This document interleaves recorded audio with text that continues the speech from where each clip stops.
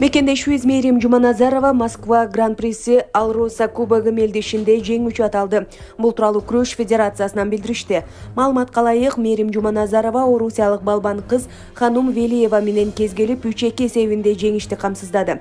Башка мелдештерден айырмаланып, бул турнирде спортчулар бир гана жолу беттеш өткөрөт жана жеңишке жеткени Москва Гран-приси Алроса кубогу мелдешинин чемпиону болот. Эске салсак, Мээрим Жуманазарова менен Ханум Велиева Ослодо өткөн дүйнө чемпиондугунун жарым финалында кезгелишкен.